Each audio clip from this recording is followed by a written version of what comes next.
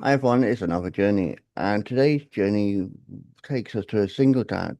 Well, he was a single dad in '97. Our guest was a early technology innovator featuring real estate property listings from realtors he partnered with and promoted. After learning the art and sciences of referrals, he increased his annual income 10 times from 20K to 200K in just 18 months. Our guest has since closed over 500 million in transactions by referral and has founded multiple local and online referral platforms and networks connecting more than 5 million members in 195 countries. I welcome Brendan to the journey. Thank you, David. Pleasure to have me. Be here with you and excited about our conversation today. You're welcome, and I've already seen the title for podcast, which is above your head.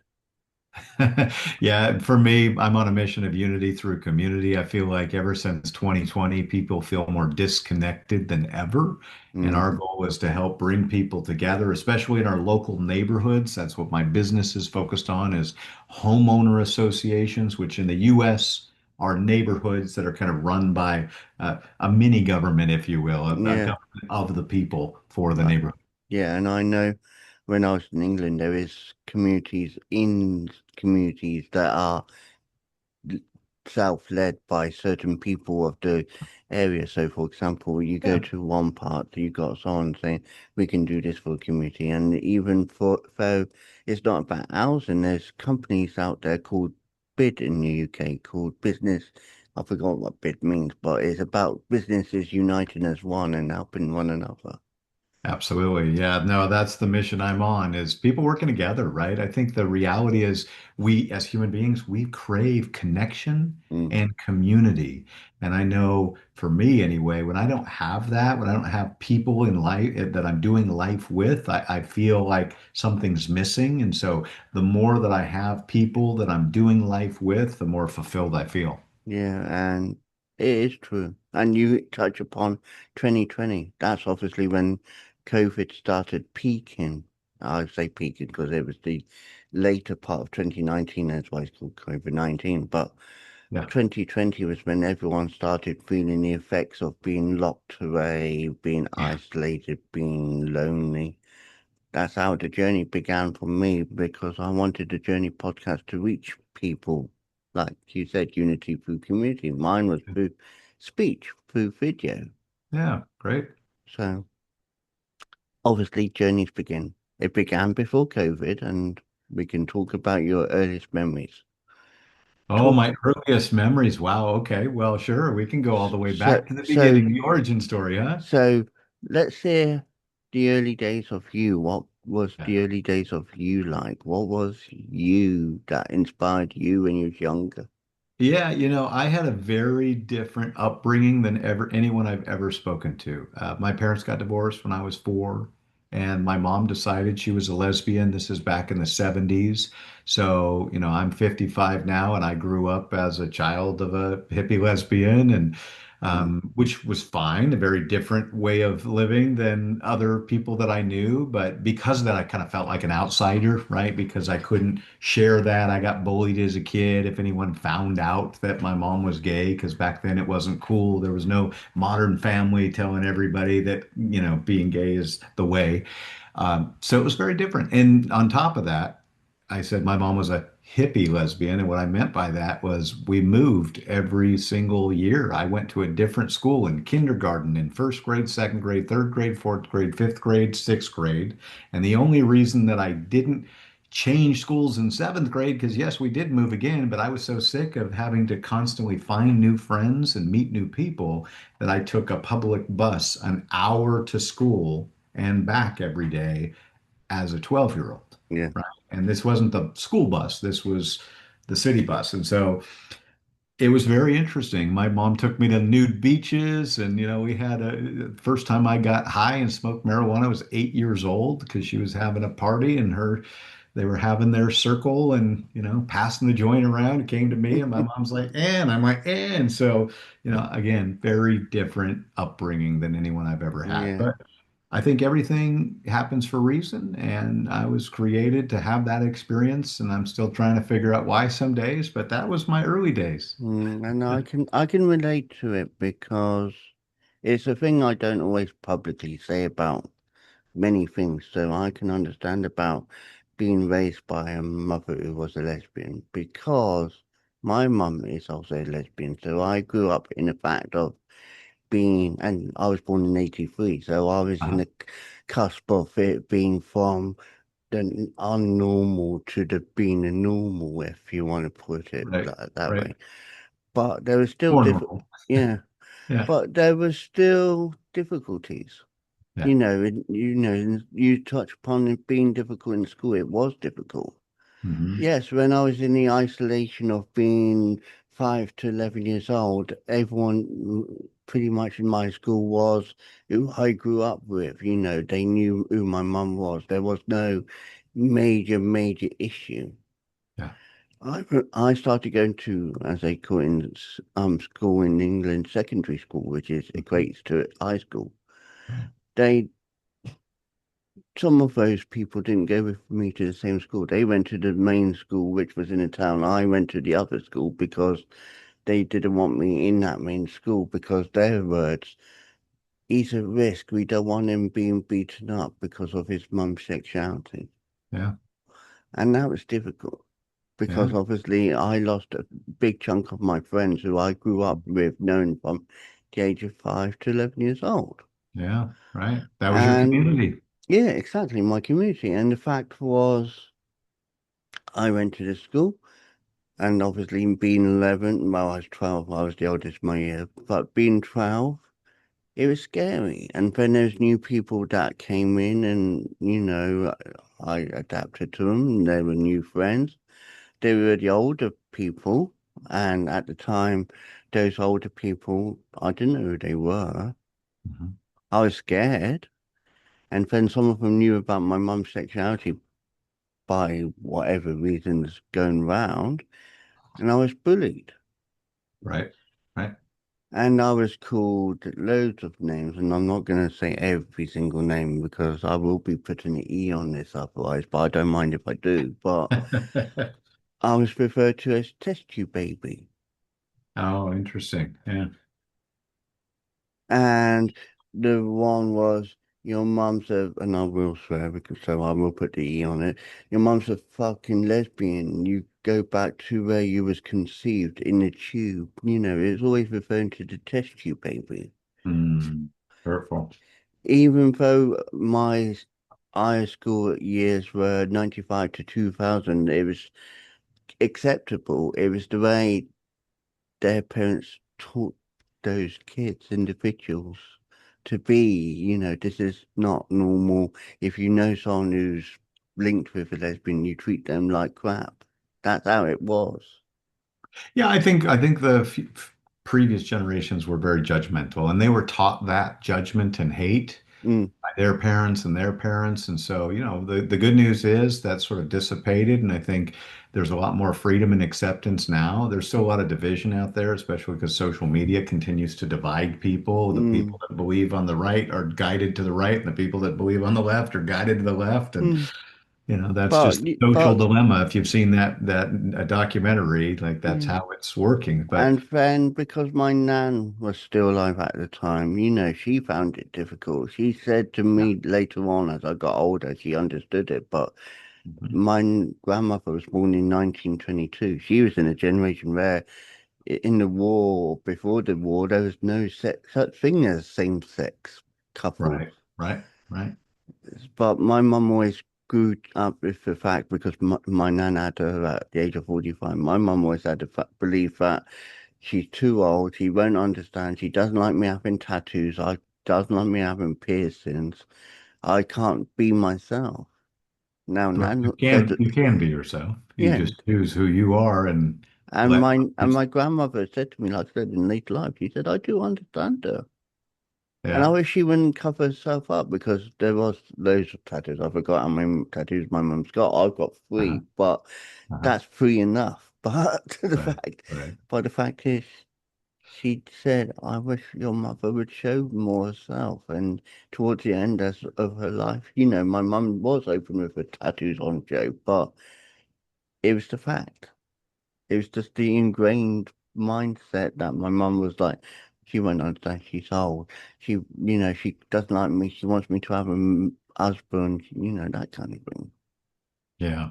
Yeah. Well, the good news is I think there's a lot more freedom of expression now. I've got three kids. They all have tattoos, and I wouldn't choose for them to have ink if it were up to me, but I love my kids and I don't judge them because that's their choice. It's just different from me. I don't, that's just my choice. But, the beauty is we can now express ourselves mostly freely. I think Yeah. as long as it's done with love, that's what it's all about, man. And that's what I believe many things should be done with Yeah. love. You touch upon That's that it. key word. It is love. That's it. And that's where unity through community does pay.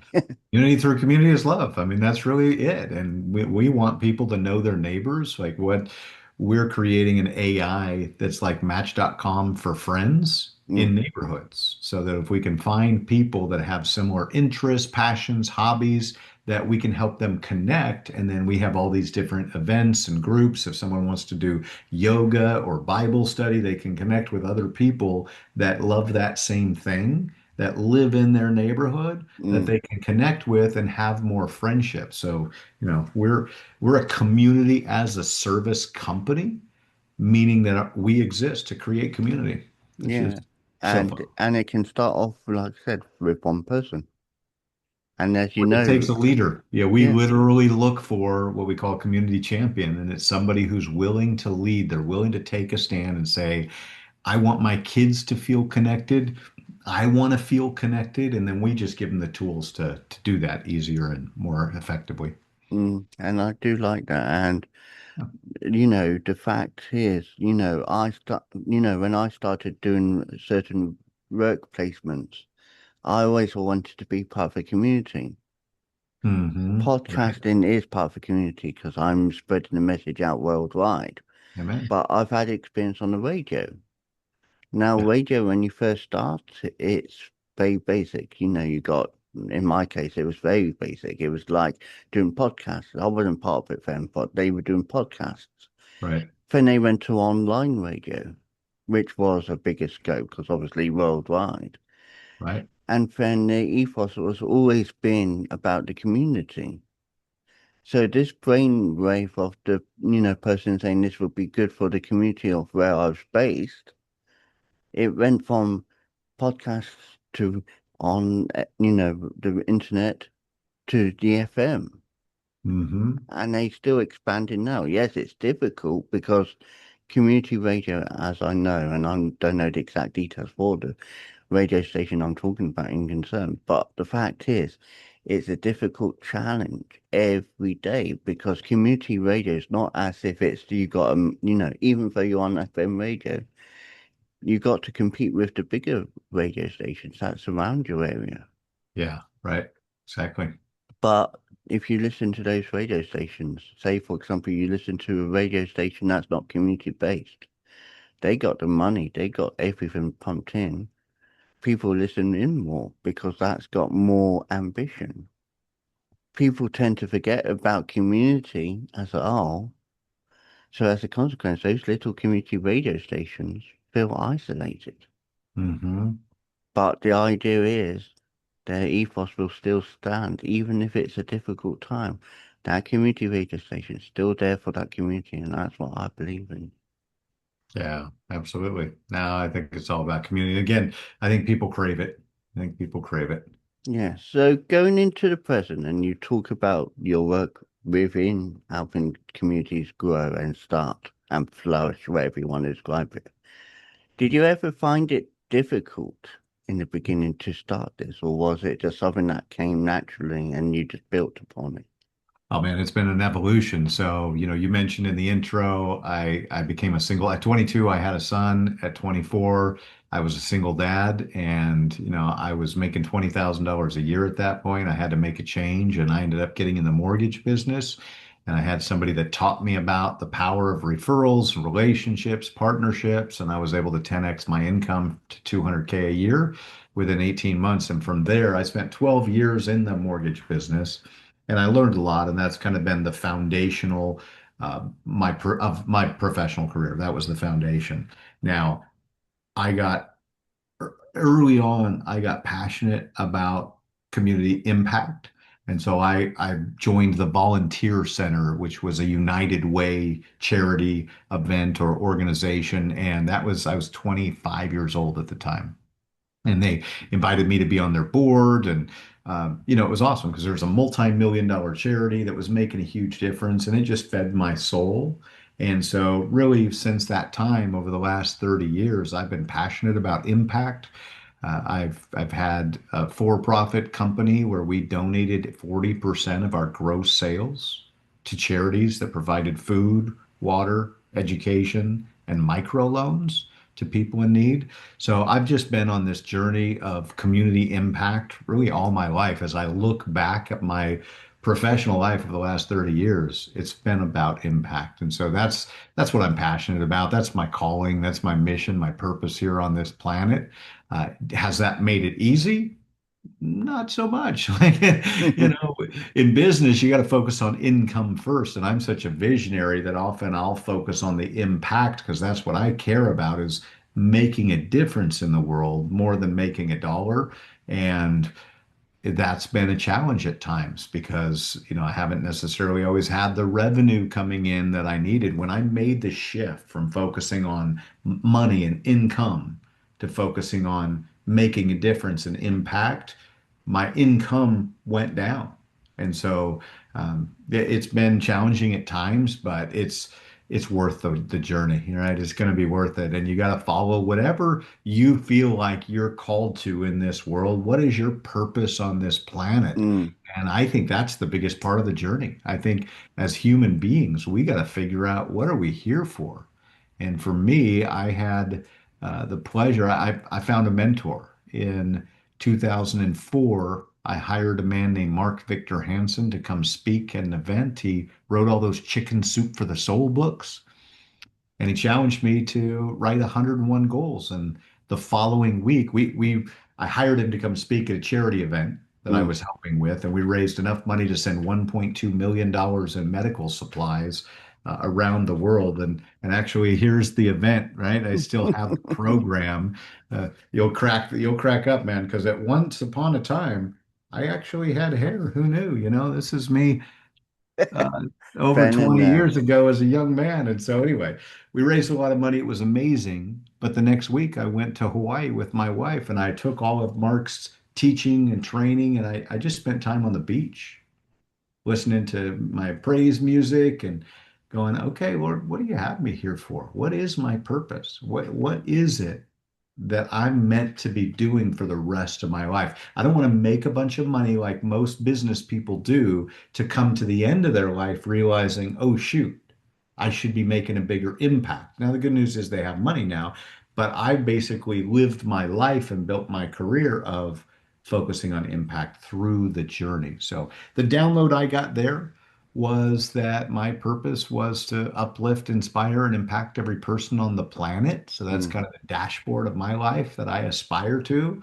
And will I ever achieve it? I hope so, but we'll see. But mm. it's a goal that's worth chasing. And I also create or received a download of a goal to double global philanthropy to $1 trillion a year by the year 2020. This was back in 2004, and that mark got met. So it's been a fun journey. And has it always been easy? No, but it's always been worth it.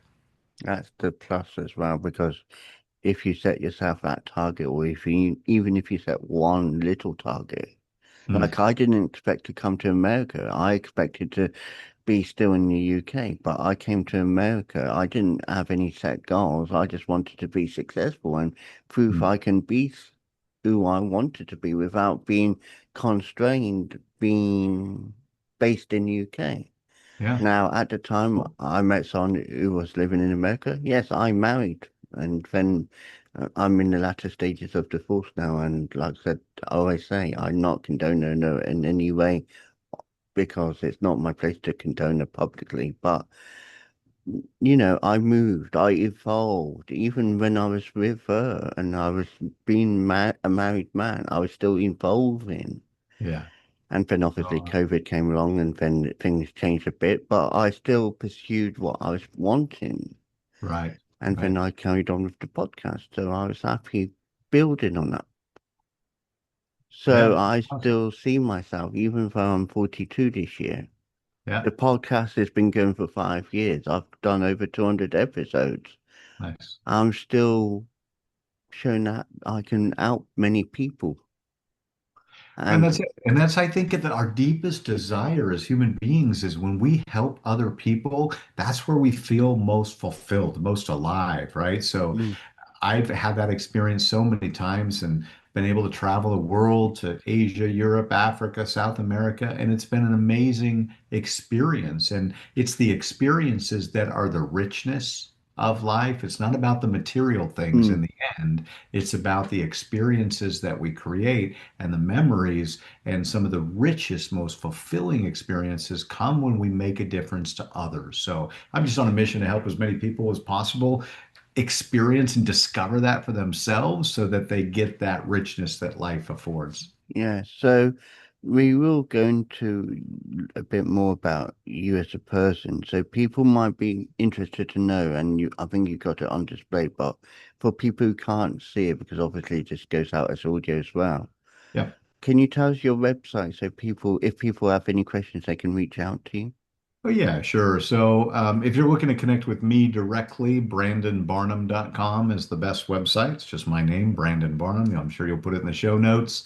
I run HOA.com. That is the Homeowner Alliance. That's about connecting communities, as we see above. And then I have several books. So my books are all in the Raving Referral series. It's all about helping people to generate more, attract more opportunities for their business. And that usually comes through word of mouth referrals and recommendations. And so we have a whole process and a template to help people really grow their business by referrals. So And your book is available on Amazon and it is, yeah. Amazon, anywhere. yeah, I've got four different books, but so Raving Referrals is for everyone, and then we've got Raving Referrals for real estate agents, for mortgage pros, and for dentists, and then I've got four more books to be published this year. Okay, and I'll make sure like I said, everyone will be in the description afterwards. Oh, thank you, David. No worries. So the last ultimate question, and Yeah. it's people are on a journey. You've discovered that, I've discovered that. Yeah. People don't always go the smooth, straightforward way because that's not normal. Because I don't what know is anyone who does. No, because that's never normal. But Yeah. always when I'm on a journey, I always like to listen to some advice.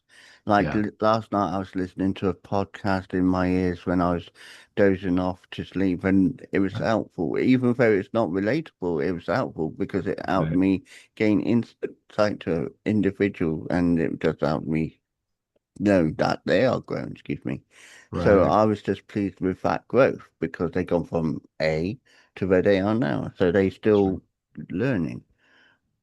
What would you say to people on their journey to help them feel Yeah. good, to make sure they do keep semi to the track instead of deviating massively? Yeah, I think number one, it's get clear on what are you here for? What's your purpose? What's your calling? What's your passion, right? But also set goals, right? We talked about goal setting and on that beach in Hawaii, I set 338 goals. And I had some pretty outlandish goals that I wasn't sure I'd ever create, right? Back then I hadn't been to Europe, I hadn't been to Asia, I hadn't been to Africa, I hadn't been to South America. So those were things that I wrote down with a date of when I wanted to accomplish them. One of my goals is I wanted to meet Bono, the lead singer of U2, right? Mm. Within 6 months of writing that goal, I'm backstage and I'm meeting Bono. I'm like, how cool is this, right? Like you can do anything. I got to go to the opening night of the Sphere in Las Vegas, right? U2 opened. I was there opening night. I've seen U2 7 times now, and I love that group and I love him. But so many other things, right? All come from getting clear on what it is that you want in life. I call it living life by design, where a lot of people are living life by default. They're just going through their days, watching their Netflix, listening to their music or their podcasts, but they feel a little empty inside because they're not really sure what they're doing and they're not on purpose. They don't have a plan for their life. So to take some time, go to a beach, go to a mountain, get in solitude and, get with your God and just say, what would you have me do? What am I here for? And get clear on places that you want to go, people you want to meet, things you want to accomplish or experience. I've gone to the Great Wall of China. I've flown over the tallest waterfall in the world. I've been so many places that are just incredible, right? The Leaning Tower of Pisa. I've been to the top of the Eiffel Tower, like all of the things that I've wanted to do. I have a lot more on my list, by the way. These are my goals for the year 2050. So even though I've done a lot, there's still a lot more to do. And that's the richness of life. But having clarity on what it is that you want to create, experience, manifest, it draws those things to you. So the more you can get clear on what you want, the faster it'll come to you. I agree on that. And I'd just like to say, Brendan, thank you for sharing your journey with us today. Like I said, every link will be in the description afterwards so people Awesome. can click and follow or even reach out to you for guidance. Thank you, David. It's been my pleasure. I appreciate it. And if you're listening, God bless you on your journey. I hope you have an amazing life and I hope you have a life you love. Enjoy it. Thank you. And this has been the journey. And until next time, take care of yourself. Support the show and show your love to these amazing people. Follow their links in the description for more. Hi, my name is Amy Harrison. I just published another book, and this is the first hard copy I've released. Let's claw right into a sneak peek. Hi, I'm my Galaxy Brat. Error. It is becoming clearer. Y'all probably think I'm annoying. Turns out they all just plain boring. I'm just being me, the realest version. Sweet on the inside, tell like it is on the outside. Yes, I embrace love, never hate. But honesty flies in my mouth like a dove. Be careful before it's too late. If you want to read more, visit the link in the description. Meow at you later. Hi there, I'm Michael Drake, and I've written a book called The Paradox of a Mortal Mind. It's an invitation to slow down and really think about your life as a temporary part of who you are as a person. I want you to step back and think about, the things, the chances that you have in life, and the relationships that you have in life, and what you value. And the book is like I said, an invitation to slow down, really think about where you are and where you want to go. And just embrace the beauty of impermanence. Embrace the fact that you will be a picture on the wall one of these days, and it's your opportunity to leave an impact on the people that you love and the community that you have. And it's really about how you make people feel at the end of the day. And so you can pick up my book anywhere on Amazon, anywhere in the world. It'll ship right to your door. It's called The Paradox of a Mortal Mind. It's by Michael Drake. And I also have a website. It's called themortalmind.com. And you can get my audiobook, my ebook, and I hope you enjoy it. And thank you very much for being here. And I've just been listening to the Paramedic Chris children's books on audio again, and I just love it because they've given a tribute in one of them to my dad as well, who passed away a few years ago. I love audio books, and it's great to walk around, and it's great to sit at the computer, if you're out jogging or wherever, to listen to them as well. All 4 of the Paramedic Chris children's books are available on audiobook from Amazon. Go and take a listen to them. You won't be disappointed. You'll hear what happens when a community pulls together and supports one another. The best thing is to pop over to my website, paramedicchriskidsbooks.org, and you'll see the links on the shop page. Keep safe, everyone, and thank you for being you.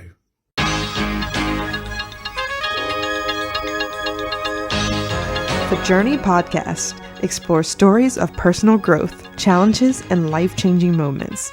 Each episode dives into unique experiences, offering insights and inspiration for listeners navigating their own paths. I believe everyone has a story worth sharing. If you'd like to share your journey with David and others, email your story to wisewords1983@reborn.com. and it may be featured in a future episode.